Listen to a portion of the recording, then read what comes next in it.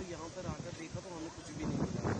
हम परेशान हो गए कि ये सब कैसे हो गया अचानक। हम कारोबार ये हमारा इसी दुकानों पे चलता है, ना हमारे पास नौकरी ना हमारे पास ज़मीन है, जो भी है सब की दुकानें।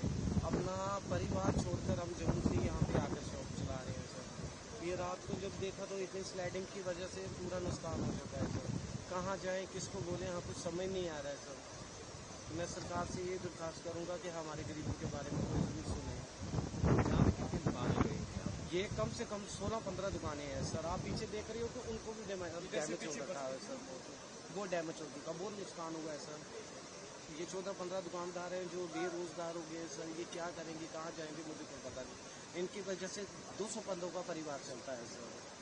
अब क्या करें सर, हमें कुछ समझ नहीं आ रहा है क्या करें। एडमिनिस्ट्रेशन से कोई आपसे मिलने अभी तक आया है? कुछ बात हुई है? बातचीत सर यही है, अब जो भी है मीडिया वाले आ रहे हैं बातचीत करने के लिए। तो अपने एमएलए साहब आए थे तो उनसे इतनी बातचीत नहीं हो पाई क्योंकि उस वक्त बारिश बहुत लगी हुई थी।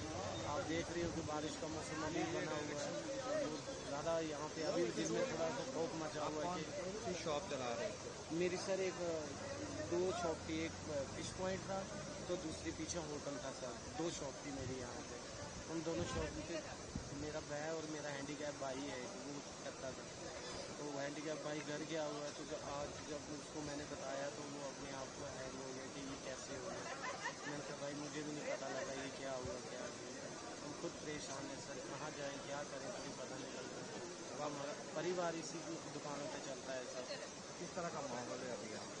सर अभी भी दिल में खौफ जैसा मचा हुआ है कि ये क्या हो गया अचानक, कभी फिर ना हो जाए ऐसा। सर पूरी रात तो हम सो नहीं पाए, हम क्या करें सर।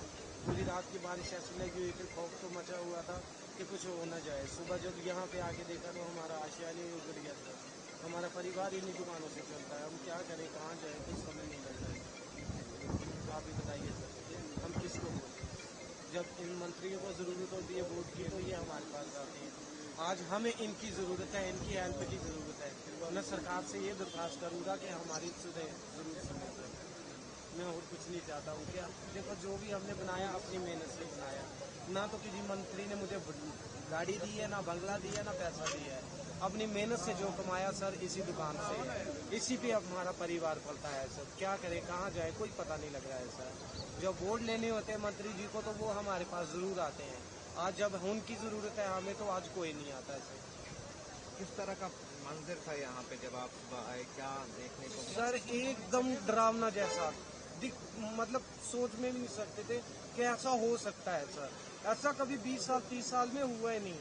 मगर हम अचानक हैं परेशान हो गए कि ये अचानक कैसे हुआ है। जब दुकानें रुकती हुई ये बहती हुई देखी ना सर तो हमारे मन में बहुत मतलब अपने आप को खत्म करने की सोची थी। आप खुद ही बताइए सर, जिंदगी छोटी सी है, इनमें बच्चे भी पालने हैं, माँ बाप भी पालने हैं।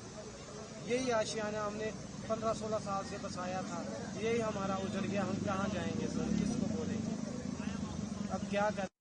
दुकान में सब सर बड़े बड़े फ्रिज थे, सिलेंडर, गैस, भट्टियाँ, बर्तन, फर्नीचर, टेबल, सब कुछ टोटल लॉस, कुछ भी नहीं मिला है। जिस हिसाब का आप मतलब देख रहे हो कि यहाँ पे कुछ बचा होगा, नहीं सर।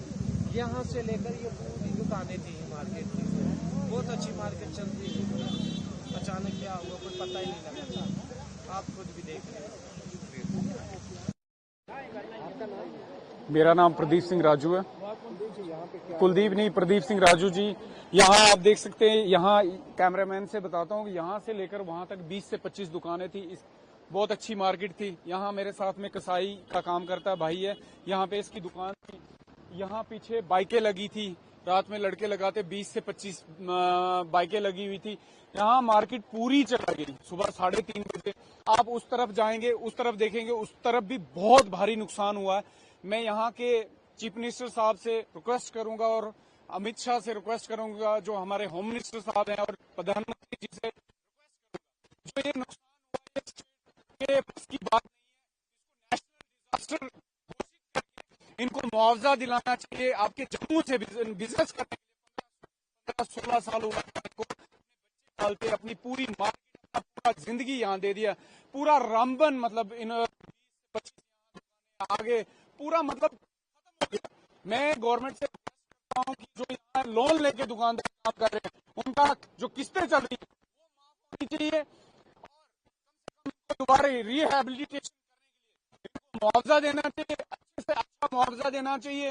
और जैसे कि आप पहले देखेंगे देवास के अंदर और प्रनौत के अंदर बहुत बड़ा हादसा हुआ था, वो भी बहुत बड़ा हादसा, वो खाली फाइलों के अंदर रह गया, उनको आज तक कुछ नहीं मिला। किसी को 50,000, किसी को 1.5 लाख।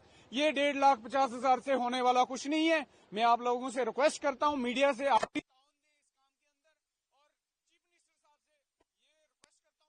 कश्मीर के अंदर हो, जम्मू के अंदर हो, जैसे उत्तराखंड के अंदर हुआ, जैसे बाहरी स्टेटों में ऐसी त्रासदी होती है, वहां पे स्पेशल पैकेज के तहत एक घोषित किया जाता है, नेशनल डिजास्टर के तहत घोषित किया जाता है, तो वहां के लोगों को रिहेबिलिटेट किया जाता है, दोबारा से बचाया जाता है। वैसे ही यहाँ पे होना चाहिए और फ्यूचर के लिए ऐसा प्लान बनना चाहिए कि इसको जो आप देखते हैं इतना बड़ा नुकसान हो, दोबारा नुकसान ना हो। और ये हमारे बिजनेसमैन है, कम से कम ये बेचारा गरीब है, लोन लेके दुकानें खोली थी इसने, 20 से 30 जो इसके माल मवेशी कसाई का काम करता सारा बह गया, इसका कुछ पैसा था वो भी चला गया, सामान था जो शॉप के अंदर रखा हुआ था वो भी सारा चला गया। अब इसको दोबारा से अपना कारोबार शुरू करने के लिए जो दुकानदार भाई है, इनको दोबारा से कारोबार शुरू करने के लिए कुछ भी नहीं बचा है। इसलिए मैं सरकार से रिक्वेस्ट करता हूं कि दोबारा से इनको रिहेबिलिटेट करने के लिए इनकी मदद की जाए। धन्यवाद। जय। आपका नाम? मेरा नाम रवि कुमार है सर। रवि कुमार जी, जरा थोड़ा सा बताएं हमें क्या हुआ यहाँ पे, आपकी शॉप थी, क्या हुआ? हाँ सर, हमारी 2 शॉपें यहाँ पे थी और ये मेरे भाई साहब हैं, 2 शॉपें इनकी थी। ये मार्केट जैसे आप देख रहे हो, यहाँ 15-16 दुकानें थी सर। जब हमें 4 बजे सुबह पता लगा कि ये मार्केट बह चुकी है, जब यहाँ पे आकर हमने देखा तो यहाँ पे सर कुछ भी नहीं हमें मिला। हम यही सोच रहे थे कि क्या करें सर, कहाँ जाएं, किसको बोलें, कुछ समझ नहीं लग रहा। यही दुकानों की तरफ हम अपने परिवार चलाते हैं सर।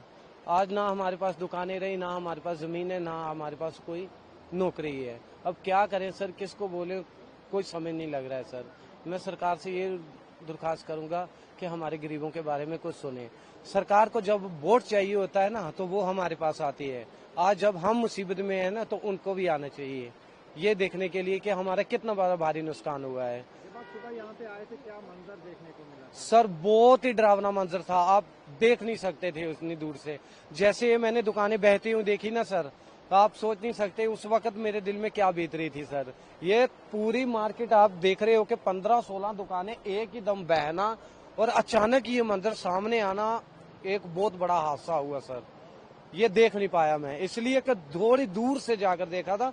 बारिश लगी हुई थी सुबह, मैं नजदीक आ नहीं सका। जब यहाँ पे आकर देखा तो सर बिल्कुल टोटल लॉस हो चुका है। आप ये मार्केट देख रहे हो सर, जिनके बदौलत हम अपना परिवार चलाते हैं।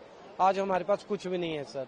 मैं यही चाहता हूँ अमित शाह जी से और मोदी अंकल जी से, यही चाहता हूँ कि हमारे बारे में कुछ सुने और हम गरीबों के बारे में कुछ सोचो। हम लोन लेकर ये दुकानें शॉपें चलाते हैं सर, अब हमारा लोन माफ किया जाए, मैं यही दरख्वास्त करूंगा सर। वो पैसा कहाँ से उतारेंगे, हमारे पास देने के लिए कुछ नहीं बचा है। हम खुद बेरोजगार हो गए हैं सर। कितने लोग इस दुकानों पे फंसे हुए? कम से कम 16 लोग हैं जो दुकानदार यहाँ पे हैं और आगे उनका 300 परिवार जो उनके थ्रू चलता है सर। क्या करेंगे सर, कहाँ जाएंगे? उनके थ्रू, ये दुकानों के थ्रू तो हमारा सब कारोबार चलता है। हमारी कोई नौकरी नहीं है, क्या है नहीं है सर, क्या करें, कहाँ जाएं, कोई समझ नहीं लग रही है सर।